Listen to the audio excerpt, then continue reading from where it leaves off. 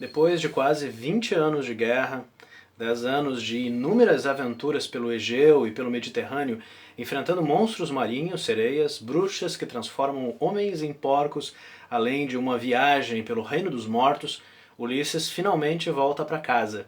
Mas o que ele encontra, e aquilo que Homero narra na segunda metade da Odisseia, ou na terceira metade, ou na terceira parte do seu poema, é uma aventura de tirar o fôlego que mostra exatamente aquilo que Ulisses aprendeu não apenas na Guerra de Troia, como também nas suas inúmeras aventuras.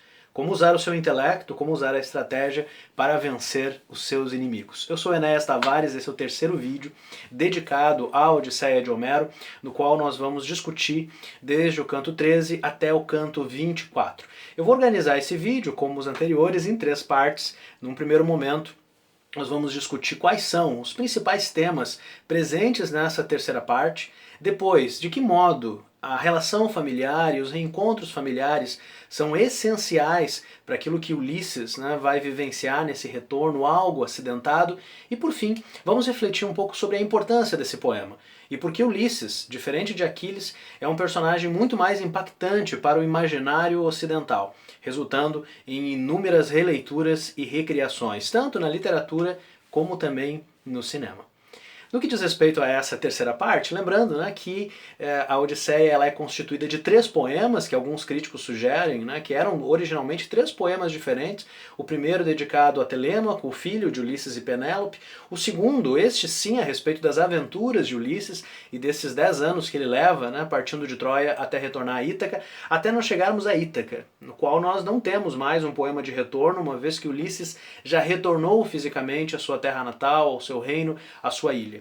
Só que, voltando para casa, ele encontra o seguinte desafio. Como ele foi dado por morto, lembrem, na nossa linha do tempo, Ulisses está longe de casa há 20 anos, 10 anos da guerra e 10 anos de retorno, sendo perseguido por uma série de divindades, entre eles Poseidon, o deus dos mares, uma vez que Poseidon está furioso com Ulisses, não apenas pelo tratamento que deu ao seu filho Polifemo, o Cíclope, como também por outras questões que envolvem o embate entre esses deuses olímpicos. Voltando a casa, aquilo que Ulisses percebe é que a sua fama não apenas vagou pelo Egeu e pelo Mediterrâneo, como também resultam histórias de sua morte. E ali nós temos pretendentes que são anunciados já no primeiro canto, pretendentes que estão, pelo direito daquela cultura, exigindo que Penélope escolha um deles como o novo rei. Só que, de acordo com a lei da hospitalidade, esses homens são criminosos, eles desrespeitam a hospitalidade de Ítaca, eles desrespeitam a figura da rainha, desrespeitam a figura do príncipe Telêmaco. Há inclusive um plano e um ardil para levar Telêmaco à morte, uma vez que eles em algum momento, uma vez que Ulisses está morto, pensam que ele poderia impedir a chegada de um deles ao trono. Esse é o grande problema que Ulisses tem que resolver nessa segunda metade da Odisseia. E para isso ele conta com o auxílio, com a estratégia de Atena, que é a sua deusa protetora, e que vai auxiliá-lo numa série de artimanhas, numa série de ardis, para que ele consiga voltar ao trono. Para tanto ele precisa se disfarçar, novamente nós temos Ulisses criando identidades, é um personagem que assume não apenas diferentes nomes, mas diferentes personas, diferentes rostos, especialmente para obter os seus planos e os seus objetivos. Então nota, aquilo que lá na Guerra de Troia dizia respeito a uma determinada estratégia bélica, sim, mas uma estratégia de campo de batalha, agora no caso da Odisseia diz respeito à estratégia do palácio, aquilo que você diz, aquilo que você silencia, o seu comportamento, os seus gestos e como você se comporta enquanto rei ou enquanto monarca em tempo de paz. Esses são os principais temas que vão definir essa terceira parte da Odisseia. Um poema que é muito diferente lá da Ilíada, como nós já apontamos em vídeos anteriores, mas um poema que trata especialmente de voltar para casa e tudo aquilo que o voltar para casa significa. Voltar para o lar, voltar para a casa que você construiu, voltar para o seu cão de guarda, voltar para o seu filho, para a sua esposa, enfim, voltar para o seu lar, para o seu lugar de nascimento. E a Odisseia, entre outros temas, e essa é uma das razões, a grande abrangência desse poema, a Odisseia vai demonstrar de que modo essa volta para casa ela pode ser literal, como também metafórica. Se a gente pensar, já agora num segundo ponto, se nós pensarmos de que modo Ulisses vai dar conta dessa estratégia, a gente pode ler cada um desses vários cantos, né, um total de 10 cantos, que vão do canto 13 até o 24, 11 cantos. Nós podemos ler esses 11 cantos enquanto, né, uma sequência de estratégias que tem por objetivo a vitória. Mas além disso, Homero conta uma outra história. Não é apenas um rei montando estratégias para vencer os seus inimigos passo a passo. É também um personagem que vai reencontrando diferentes personagens, diferentes componentes da sua própria biografia, da sua própria história. Então no canto 14, por exemplo, ele reencontra Eumeu, né, um homem humilde, o homem que cuida dos porcos de Ítaca, e que é justamente, né, o primeiro homem que Ulisses vai reencontrar e a quem ele vai pedir abrigo. Né? Enquanto a Ilíada apresentava, né, uma série assim de sequências e estratos sociais, né, que privilegiava reis, que privilegiava guerreiros, né, e que deixavam figuras marginalizadas ou figuras de servidão um pouco de lado, né, a Odisseia é um tratado de todas essas pessoas que configuram um reino. Né? Então sim, ao lado do rei, ao lado do grande herói, está o homem, um dos homens mais humildes, né, de Ítaca, e um dos mais verdadeiros, e por isso o seu afeto, né? Por isso o afeto que Ulisses tem por esse homem. Num canto seguinte, nos cantos 15 e 16, nós finalmente teremos o encontro do pai com o filho, nós finalmente teremos Telêmaco agora indo visitar Eumeu e encontrando, a princípio, esse estranho homem, esse viajante, né? esse misterioso, né, desbravador dos mares que por fim revela-se como seu pai. É muito, novamente, comovente, né, que esse retorno, esse reencontro entre pai e filho não aconteça no palácio, não aconteça, né, num grande festejo social, e sim na casa de Eumeu. No canto 19, Ulisses vai, agora já disfarçado, já de volta ao palácio, vai encontrar, né, Euricleia, que é uma das servas de Penélope, e há um episódio que se tornou célebre na história da literatura, né, que é quando esse viajante disfarçado, notem que tem a lei da Zenia aqui também, né, Ulisses faz questão de voltar disfarçado porque ele também quer testar aqueles que respeitam a lei da hospitalidade com respeito a esse estrangeiro.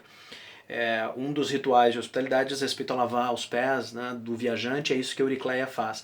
Só que quando Euricleia, né, começa a lavar os pés de Ulisses, ela nota uma cicatriz em sua perna, né, uma cicatriz que o velho rei tinha depois de uma caçada. Né? E ao ver a cicatriz, Penélope está por perto, né? Euricleia está prestes a revelar, né? Não, mas essa é a cicatriz do rei, essa é a cicatriz, né, do meu senhor que está distante, 20 anos. Ulisses pede para que ela silencie, né, porque a sua identidade não pode, para que ela silencie, uma vez que sua identidade não pode ser revelada ainda. Né. Esse episódio da cicatriz resultou em uma série de pinturas, ilustrações, e também num capítulo memorável, né, de um grande clássico da crítica literária do século XX, que é o Mimese, do Henrik Auerbach. Né. O Mimese abre, no primeiro capítulo, um capítulo intitulado A Cicatriz de Ulisses, e que o Auerbach vai contrastar a artesania narrativa, a artesania literária hiper detalhada, né, hiper cuidadosa com respeito à multiplicação, né, de adjetivos, advérbios, terminologias, descrições, né, que vão ser apresentadas num aspecto visual, né, muito cuidadoso, no caso da narrativa grega, em contraste com a narrativa segundo Auerbach, um tanto mais árida, mais calcada em substantivos, mais calcada em imagens, né, que nós encontraremos num texto contemporâneo ao Homero, que é o primeiro livro do Pentateuco judaico. Né? Essa comparação do Auerbach entre o texto bíblico e o texto homérico é bem interessante até para a gente entender, né, de que modo essas duas culturas vão sobrepor os seus heróis. Né? Enfim, né, a cena que dá origem a esse estudo de Auerbach, além de outros textos e reflexões, está lá no canto 19, até que nós temos no canto 23, finalmente o retorno de Ulisses com a revelação da sua identidade e o reencontro com Penélope. Né? Lembrando que Ulisses não pode ter uma esposa, uma parceira, uma companheira melhor, mais adequada, né? Mais perfeita do que Penélope. Né? Ora, se Ulisses é esse grande intelecto, né, capaz de criar estratégias para vencer os seus inimigos, a mesma coisa nós podemos falar a respeito de Penélope, que desde o primeiro canto está ali também criando histórias, também criando estratégias, também criando armadilhas para poder ganhar tempo. Né? O drama de Ulisses é voltar para casa, o drama de Telêmaco é reencontrar o pai, o drama de Penélope é ganhar tempo. Né? Na esperança de que, se ela ganhar tempo e se ela demorar mais a dar resposta com respeito aos novos pretendentes, nesse meio tempo Ulisses possa retornar. E obviamente essa mulher que é também perspicaz, que é também, né, muito sagaz, muito inteligente, muito observadora, né? Ela vai, quando esse homem se revela Ulisses, propor um teste, né, que é o transporte da cama, né, do leito, para de fato saber se se esse homem é, né, o Ulisses, o seu querido esposo, desaparecido há 20 anos ou ausente há 20 anos, ou se é um deus disfarçado, né, como a cultura grega também tende a ver muitas vezes os seus heróis. Né. A primeira coisa que Ulisses diz, né, é que retirar a cama é impossível, né, e vocês podem ler lá no canto 23 por quê, né, e a resposta de Ulisses tem a ver um pouco com a geografia ou com a arquitetura do próprio palácio de Ítaca, né, uma arquitetura muito interessante, né, do ponto de vista do vínculo da terra. Né, esse castelo, esse palácio, ele foi construído, né, ao redor de um marco natural que identifica a ilha de Ítaca. E a Odisseia termina com um último reencontro, que é finalmente Ulisses reencontrando seu pai, Laerte, né, lembrando, né, que ele encontrou a sua mãe lá no inferno, Anticleia, né, naquela cena belíssima que ele tenta abraçar, né, a sua mãe, Sombra, no Hades, e não consegue, porque ela não tem a materialidade do corpo, né? E a Odisseia por fim termina com um reencontro com o pai. Né? Nesse meio tempo, nós temos, além desses vários reencontros familiares, né, que dão conta do retorno literal e simbólico de Ulisses, nós temos a estratégia contra os pretendentes. E ali Ulisses ele tem um problema a resolver, né, porque ele não pode apenas voltar e dizer, olha, eu sou o rei e eu voltei. Né?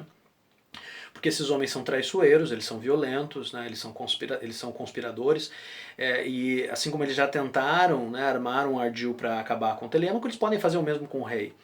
Então o desafio aqui de Ulisses é como eu volto para casa, venço esses homens, mesmo tendo, né, inferioridade numérica, porque basicamente enquanto os pretendentes são muitos, né, mais de 10, Ulisses é apenas um, contando, quanto muito, com a ajuda do seu filho Telêmaco e com a ajuda de Eumeu, o velho homem que cuida, né, dos animais de Ítaca. Né? Então o ardil tem a ver com um banquete, o ardil tem a ver com um teste, né, que diz respeito a armar o arco de Ulisses, e obviamente o único capaz de fazer isso é o dono do arco. Né? E como eles estão numa sala de banquete, Ulisses consegue rapidamente, né, fechar as portas e promover ali um combate a partir de uma fagulha, né, de uma surpresa, que faz com que a inferioridade numérica de Ulisses e Telêmaco seja resolvida.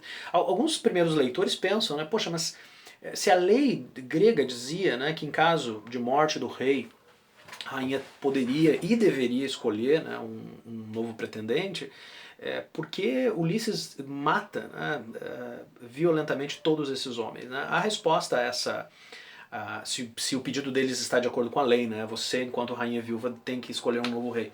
A resposta tem a ver com hospitalidade, tá? Tem a ver com zenia. Né?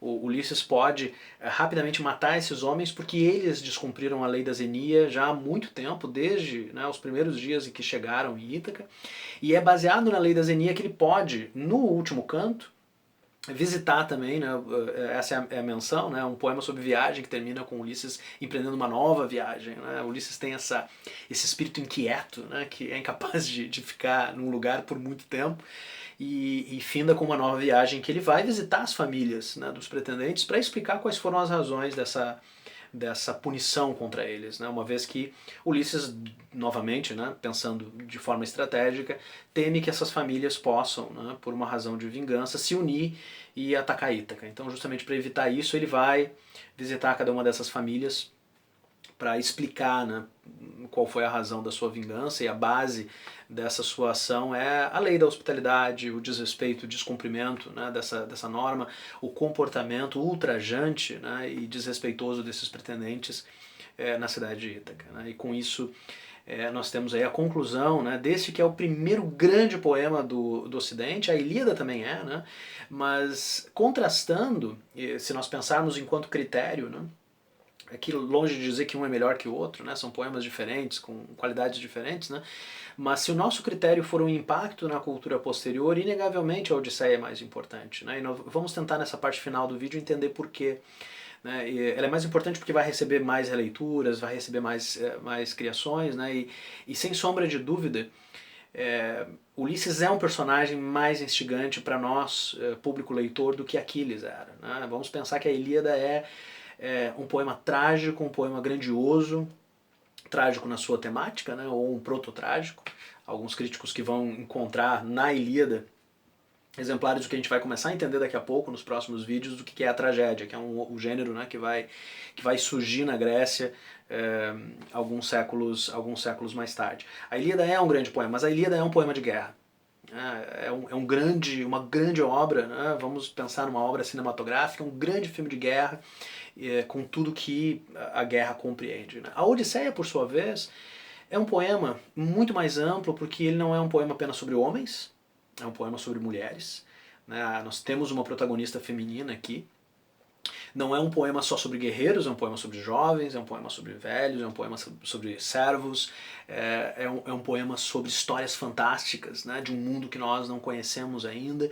É um poema sobre a vida, naquilo que a vida tem de mais banal, de mais rotineiro, os jantares, as refeições, os banquetes palacianos, mas também aquilo que a vida tem de mais terrível, né? Os efeitos da guerra, do pós-guerra, né? A guerra terminou, mas Ulisses continua vivenciando a tristeza dessa guerra, uma vez que ele precisa de mais 10 anos para voltar para casa. Né? É um poema sobre o aprendizado desse sujeito, né? Sobre o quanto ele vai perdendo tudo aquilo que ele conquistou em termos de riquezas materiais. É um poema sobre o comportamento dessa rainha também, né, na mão de algozes, sobre crescimento, enfim, tem uma série de matizes que identificam a Odisseia. E você, como leitor, pode se conectar mais facilmente com esses personagens do que você pode se conectar lá com o grande protagonista da Ilíada, que é Aquiles.